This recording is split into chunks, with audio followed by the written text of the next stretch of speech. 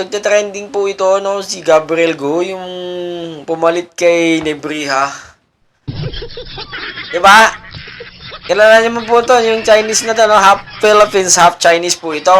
Confirm po yan, ha? Ito po yung panghuhuli nila dito sa may Quezon City yata yun eh. Tinigitan yung isang pulis na nakalagay sa bangketa yung kanyang motor. Ano naman kasi yun? Imbestigahan muna nila dun sa una, kung ano in-approach ng pulis. Diba? Bakit hindi, balat sibuyas naman tong PNP at saka yung Napolcom natin. Dapat, yung muna nila, imbestigahan nila dun sa una, kung ano talaga approach ng pulis. Baka naman, pinagmumura niya yung mga enforcer na nanikit, tapos nagbait-baitan, nung dumating si Gabriel Go. Tapos may camera. Diba? Etong si JB naman, si Gidipotak naman, kala mo siya yung chairman ng Committee and Service. Si Rapi Tulfo naman. Matanging alam si JB Ercito, Nanawagan ako kay JB Ercito, gumawa ka ng batas na ang pulis huwag maging balat sibuyas. Hindi yung nangingialam ka. Tingnan nyo, pakinggan yung sinasabi ni Gabriel Go.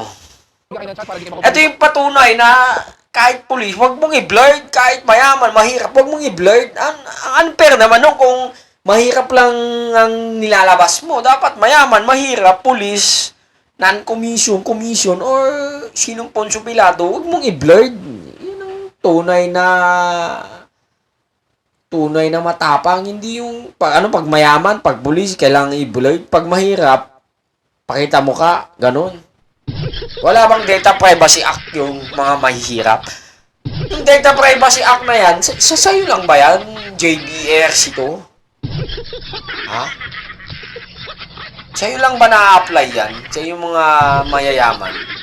Tignan mo yung, yung pinagmulan,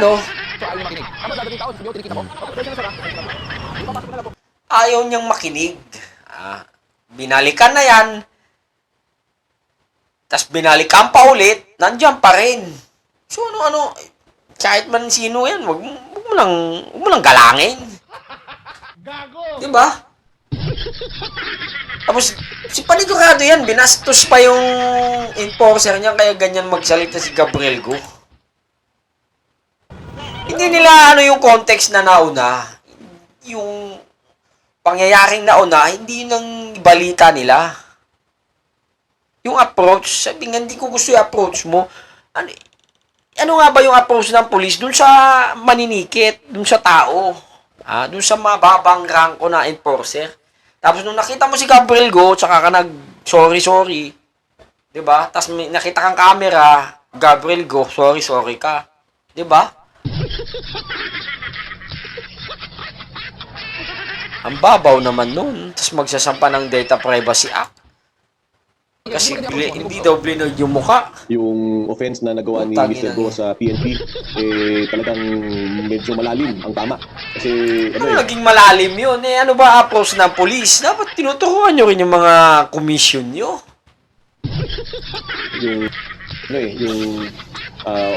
He was berating a police officer, a commissioned officer at that, meaning isang mira. Tingnan natin yung mga comments.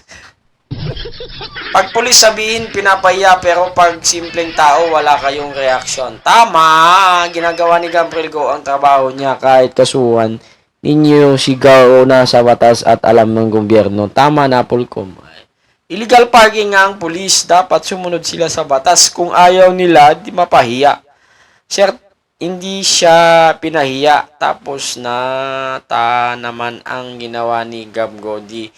Ba, tanong lang sir, kahit ulit-ulitin pa ang video, may offense pala yan. Sir, ang punto dyan, kung walang violation, walang pagtatalunan. Walang problema sa violation, tanggap niya. Daanin sa maayos na usapan, dapat mahinahon. Mahinahon naman Tama naman si Mr. Gabriel Go, tinutupad lang naman niya ang kanyang tungkulin. Maangas, nagsorry na nga ng ilang beses. So, hati po ang opinion po ng mga mamamayang yung nating kanilang netizens. pinapagalitan at pinapahiya. Yung offense is made against, not just against Captain Felipe, who is a very good officer. Pasok ko na lang, sir. Apo. Sige, hintayin mo muna yung ticket mo. Apo, antayin ko na. Kayo, nire-respeto kayo, binibigyan kayo ng chance para hindi kayo makompromiso, ayaw nyo makinig. Tapos Ayan eh! Yun na nga, yun na yung sinabi ni Go. Di ba? Binibigyan kayo ng chance para hindi kayo makompromiso, pero matigas pa rin ang ulo nyo. Oh, di ba? Doon pa lang. Doon pa lang. Nasa panig mo na ako, Boss Gabriel Go. Ewan sa mga pulis na to. Masyadong balat sibuyas. Ay, nako. Kayo, anong basa nyo dito? Kailangan na ba itong palitan ulit, kagaya ni Nebriha? O hindi pa? Diba? Bakit naman yung nagtatrabaho kasi ng tama? Inaalis, tinatakot. Diba? Sana, kampihan nun to ng MMDA nang huwag magpatalo sa mga balat sibuyas ng mga lesbo.